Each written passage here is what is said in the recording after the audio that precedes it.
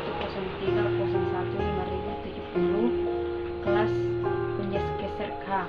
Saya sebagai moderator ingin menjelaskan materi tentang membaca kritis. Membaca kritis adalah tingkat keterampilan membaca yang bertujuan memahami makna teks secara mendalam dengan menanggapi keasikan proses berpikir kritis, melibatkan kemampuan analisis, sintesis, dan evaluasi untuk memahami makna secara menyeluruh, baik yang tersurat maupun yang tersirat. Hakikat membaca kritis. Hakikat membaca kritis sangat relevan dengan kehidupan Anda sebagai calon guru yang dituntut untuk menambah wawasan dan menggambarkan ilmu.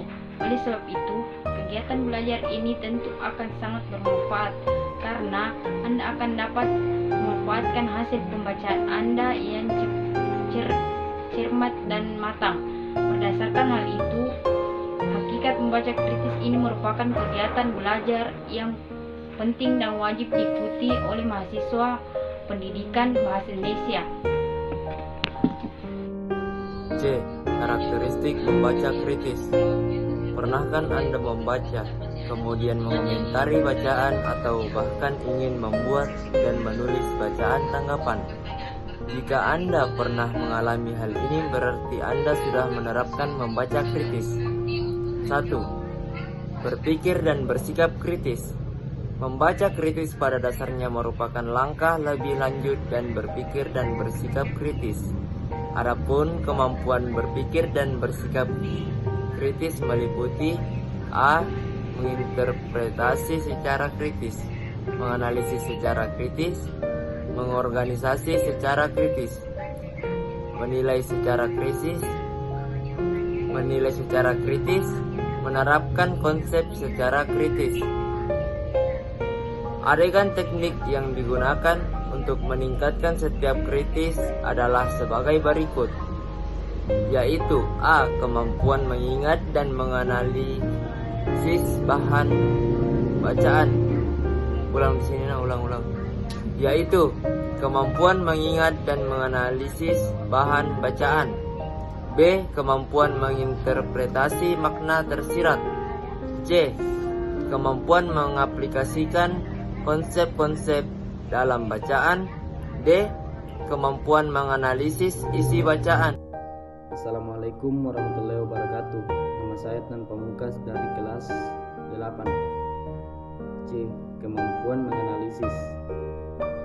Sebagaimana Anda ketahui, sebuah teks bacaan apapun bentuknya, pada dasarnya di dalamnya membuat sebuah kesatuan gagasan yang bulat atau utuh.